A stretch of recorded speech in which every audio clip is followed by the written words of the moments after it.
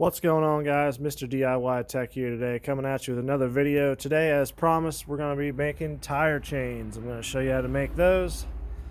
So come on in here and let's get started. So the first thing you're going to need is obviously some chain.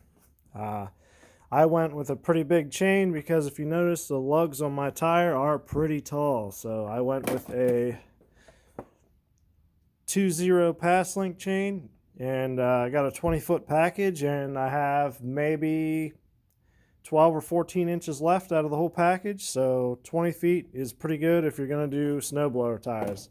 Always allow yourself a little bit extra because you're going to make mistakes and whatnot. So, you know, whatever you can get your hands on is probably the best chain, and get a lot of it because they use quite a bit. So first thing I like to do is I like to take my chain out, and I like to lay it around my tire. Now this works for any tire. It doesn't have to be a snowblower. It could be garden tractor, plow tractor, cars, trucks, vans, SUVs, go-karts, doesn't matter. They're all made pretty much the same way. So lay your chain out around the tire. I like to give myself at least an inch between the rim and where the chain's going to ride. And then count the number of links that takes. So once you have your links counted up here, I already have mine pre-counted up just for the video.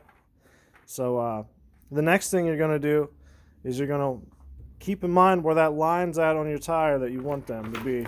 And you're going to count how many links it takes to get from one line to one line, you know, on both sides of the tire. So in my case, it's 7. So then what you're going to do is you're going to want to cut a whole bunch of sets of small sections that are going to go in an H to build like a ladder for your tire chain. This is where you're going to get your traction from. So if you have 7 from one side to the other, what you're going to want to do is you're going to have 5 in the middle that are full links, and then you're going to cut the end to so you can loop them over like so to make your tread. So it's really easy. All you have to do, set yourself up in a vise here like I have. Just a real quick cut with a grinder.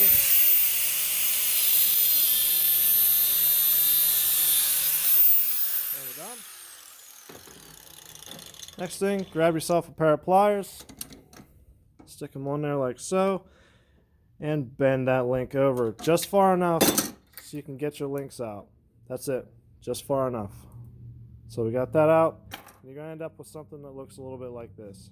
I apologize for the bad camera. I was trying to shield myself from sparks, but I do have my safety glasses on, so always wear those. All right, so a tip on cutting chain.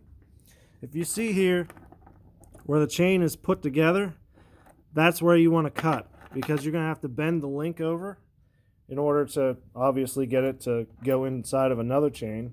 So if you cut it on the side here that's not connected together like that piece is, if you try and bend that, it's just going to break right in half, and you're going to end up with that's what it's going to look like whenever you bend that.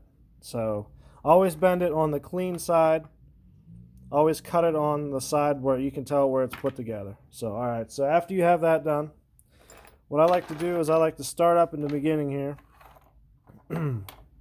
You're going to count 3 back, like so. 1, 2, 3, and then put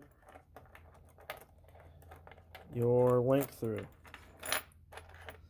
And do the same on the other side. Count back 3, put your link through. All right, now what you're going to do is put these in the vise and just bend them closed, and that's it. And then you're going to do this however many times you need to for as big of a set as you're making. Mine, I go 3 links in between, 3 full links in between, and then I put another set like that. So I'll count 3 full links, and then I actually put it over here like this one. That works out for snow blowers pretty good. If you have like bigger tires, I would go maybe an extra link or 2, go to 4 or 5. And then put them through. That way it gives you a little bit of tire space in between the chains, especially if you have big tires. You're going to want some rubber contact on there. And then what I use after I get all these built, like a set of snow blowers here, these take 8. So I have 8 of these little rungs. They're tedious to make up, but I mean, you can do them pretty quick. I mean, you saw how long it took me, just a couple seconds to cut a link, bend it, and just go to town. So once you get these all made up, in order to connect these, you're going to need these little quick links, I think they're called. They basically just screw together and they'll close. So what you want to do is just take that, put that over your link like so. Then there, that's how you're going to put these together once you stretch this over the tire. Now, it's going to take a little bit of work to pull these closed and get everything where it needs to be. One recommendation that I would give you right now is to deflate your tire all the way. Put the tire chains on, connect your links so they're nice and easy to put together, and then inflate your tire after the fact. Now, if you can't do this, that's okay, but if you're building them yourself and you're already making them for this specific tire, that's just the best thing to do in my opinion. It works out great because then they're really tight. You don't need a whole lot of anything to pull these together to keep them on your tire. So that is pretty much it. I mean, that's all there is to do it. I mean, honestly, for a snowblower, you could probably get away without welding these together if you just pinch them together and then just put them on that way and then use something to tighten these up, because these aren't really using a lot of spinning force. So you could probably get away with not even welding these, but I weld everything up like these that I make just in case. You know, I just try to make everything as strong as I can because I'm already here doing it. So why not put just a little bit of extra effort in? But yeah, I mean, super easy. I have maybe about an hour and 20 minutes into making a set for my snowblower. And that was with learning and trying to figure out, you know, my spacing and all that stuff.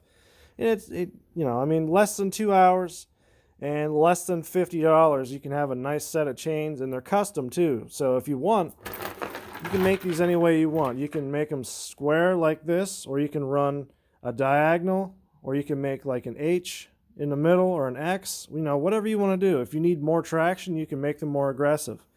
You can also cut a bunch of links up like this, and then you can add cleats. You can weld in there.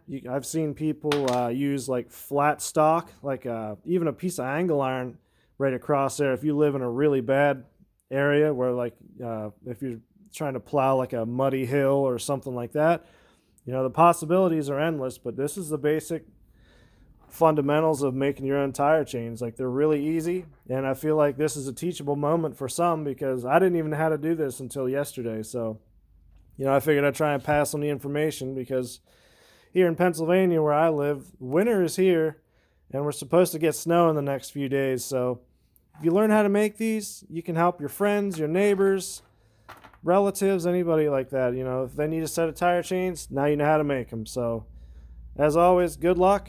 Stay safe out there.